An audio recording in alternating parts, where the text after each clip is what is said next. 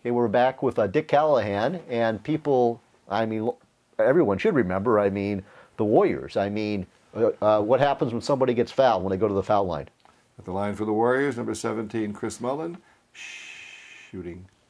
Okay, so the people, everybody remembers that. Everybody still does. Absolutely, and so this is where it all started. It's on your wall, and then you actually had the score sheet. It would be what, March 2nd, 1982. Right. The Warriors versus the Cavaliers. Maybe let's look at the roster here. Maybe starting. Maybe you go ahead with the Warriors. Well, if you look at the Warrior roster, it was Bernard King, who ultimately got traded from the Warriors. Michael Ray Richardson, maybe. Yeah, he was part of the Michael Ray Richardson trade. Exactly who it was. Larry Smith, the rebounder, the guys up in the section used to wear the hard hats. They were called. He called him Mr. Mean. Joe Barry Carroll. Interesting story about Joe Barry Carroll. They changed his name to JB because they told him he was better. He was known as Joe Barry when he played at Purdue. Right. But they said, why don't you just go by JB? So he went by JB until he finally said to me one night, I had great conversation with him. He was very bright. He'd sit in the locker room and read the Wall Street Journal. You know, I find too many athletes that read the Wall Street Journal. But anyway, he said, look, go back to calling me Joe Barry. That's what I really want to be called. Okay. And he said, don't tell the reporters when they ask you. He said, I don't want them to think I was reborn again. I'm not doing that. But he said, just call me Joe Barry. And Right. it's our deal privately. Right. So we did. World B. Free. Actually, it was World B. Free and Lorenzo Romar. If you look down, he was the second sub coming in. Yeah, exactly. They were the two guys who, when I auditioned for the job the day before, they were having a shoot around in the Coliseum, and Romar and Free both went in to Bob Bester, who was the general manager then, and said, we listened, they had three guys out there auditioned for the job. This is the guy you should hire. Oh, wow. And they pointed to me. So they were nice enough to go in and say, one guy was from Santa Clara, another guy was an in-house guy for the Warriors, and myself. And it was, so and I've said this to both of them when I saw them later, Lorenzo Romar and World B. Free were responsible for me getting started, because I feel fairly comfortable that the Warriors probably would have hired me anyway. Sure. But they added a dimension to it by going in and saying that you should hire him. And if you look down, you'll see Joe Hassett, who was a great three-point shooter. Providence. Not that night; he was 1 for 4. Exactly. But he was from Providence College. Oh, and Sam Williams from Arizona State. Wow, Sam Williams. I think they called Joe Hassett Sonar because he. Yeah. And then the other name I noticed here, 6 minutes off the bench, Sonny Parker. Sonny Parker. Now known as Jabari Parker's dad. Yep. Yeah. That's Okay. exactly right. And then also Purvis Short, 28 minutes off the bench, 26 points. The amazing thing for that was, if you look at it, he took 20 shots. Yeah. Other guys that were playing 34 minutes, Joe Barry Carroll took 11. Yeah. World Free.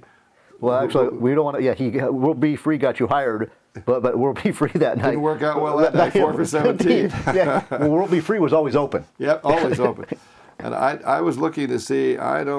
Looking to see if World had an assist that night. Well, he had a couple, I guess. Okay, he had 5. Yeah. But he didn't exactly lead the league in assists. No, but that was his thing, though. He was a shooter. He was a shooter. Yeah. His first name was actually Lloyd. Yeah. Lloyd Free, and he legally changed it to World B. Free. Yeah. And then we're looking here, we won't spend too much time on it, but LeBron James plays for the Cavs now. Right. Back then, nobody played for the Cavs. I mean, the Cavs, I think, were like 12 and 44. I'm trying to look at some of the Scott Wedman. I remember him more with the Kings. Yeah. He had 34 minutes, 14 points. James Edwards played for years, the center. Yeah. Let's see who else. And he played at Washington. Right, exactly. He played in college up in Washington, and then Ron Brewer. I remember that name. Yeah. And then we'll come back to this because I did an interview with Matt Steinmetz. He only played 11 minutes, but Bobby Wilkerson. And you know about this. We were talking about the '76 Indiana team. Yep. He was part of that. Yeah. And so what do you? Did you know that Tom Abernathy was a consultant on the movie that Gene Hackman starred in, Hoosiers? No, see, okay, that's it. He was a basketball consultant to that movie. Yeah, Abernathy was. And that's why we're talking about, for people who don't know, I mean, it's actually relevant this year with Kentucky trying to go undefeated. Yes. The last team to go undefeated was the '76 Indiana Hoosiers. Right. And so we got two of the guys, Abernathy and Bobby Wilkerson. Right.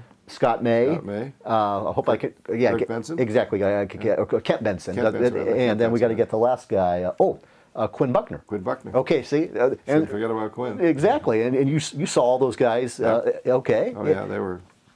I mean, you saw everybody. I mean, we'll get to organize in the future what specific. Cause I'm just fascinated. You saw everybody play that I saw all of these guys play, and it used to fascinate me. But now, what's great about doing an interview with you like this, though, Brian, is that it causes me to go back and remember some of these things and look back and. Because like I said at an earlier visit, I'm blessed to having done this because there's only 30 jobs like this in each of the major sports, and I've had one of them for long periods of time in two different leagues. So it's been great. But some of the guys that you look at in here were just really something. Actually, maybe going back to what were you? I mean, this was the first game. Right. Now you've done thousands of games. Yes. Were you slightly nervous or? No, I wasn't slightly nervous. I was totally nervous. Okay. The word "slightly" never crossed my. It wasn't in my DNA that day. Okay. I was perspiring. I mean, they could have sprayed me with right guard for crying out loud. But because I had only done college ball. Right. I'd never done any pro games before. McCune Pavilion. Over at McCune Pavilion. But I'd done some games at Cal. I did some stuff at Stanford back in the late 70s. Right. I was actually the TV announcer for Stanford for 1 year. We went down there and did them on a tape delayed basis. And played them on a San Francisco radio or TV station at 11:30. Well, see, that's also granted. That's whatever 35 years ago, but it's amazing. Now every game is on TV. Oh, everything. I mean, but at that time, or even when you were doing the Warriors, it was a lot of Bill King on the radio. I mean, a lot of those home games weren't on TV. Right. I did 3 different sports with Bill King. Right. Okay. I did one Raider game, and I did the Warriors and the A's. Right. What's interesting about the Stanford connection is that and it was very appropriate with me when I took over. This was very appropriate for me when I took over at the Athletics, replacing Roy Steele. Right. When I was doing Stanford that year, Gene Bartow had just replaced Johnny Wooden. Right. Wow. Yeah. So I did an interview pregame with Bartow, and as they were striking the stuff after the interview, I said to him, "Coach, what's it really like following Johnny Wooden?" He said, "It's awful." He said, "It's terrible." He said, "Because he's such a legend. He was such a great coach and such a great man."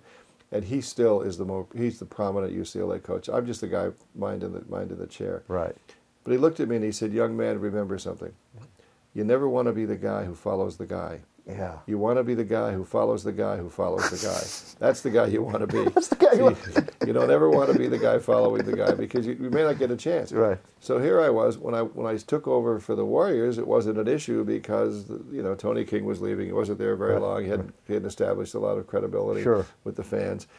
But I was there for a long period of time. Right. But when I came in to do the A's, now I'm sitting in Roy Steele's chair. Right. And I always have said that if Roy Steele comes back tomorrow and wants his job back, I pick up my stuff and leave. Okay. Because I'm just keeping the chair warm. I'll keep it warm for a long time. Right. But I never tried to be Roy Steele. Right. But it was interesting because I remembered that little, I guess you could probably say it a little bit lesson that he was teaching me in advance. Yeah. Where he just says, you don't want to be the guy who follows the guy. Be the guy who follows the guy who follows the guy. I just thought of something I don't know the answer to. He's on your wall there. Who followed Bob Sheppard? I mean, does anybody know? As soon as you said that, I had the name. But there is a guy who's done it. Yes. Jeez. And when Sheppard was out sick for a little while, he backed into the job too, doing that. And also we should explain to people Bob Sheppard was a legendary New York Yankee announcer. Good afternoon, ladies and gentlemen. But he signed a new contract at the age of 90. Yeah. It's fabulous, and he lasted a little over a year after that. Yeah. But he was a great guy. He was a former English teacher. Everything was pronounced correctly. Everything was just great. But Paul, I think his name is Paul Holden. Okay. Who has gone in and taken it? Yeah. Well, somebody had to. Somebody has to sit in the chair. Right. And I think it must have been difficult to take over the job when they're playing Sheppard's introduction of Jeter. Yeah, absolutely. All the time. Yeah, I mean, that's the one name you look down the roster. Oh, you don't announce this one. You just announce the other 8. Yeah, that's right. The other 9 in this case with a DH. Yeah, okay. But these are fascinating jobs. Exactly. Fascinating jobs with people who have done this work.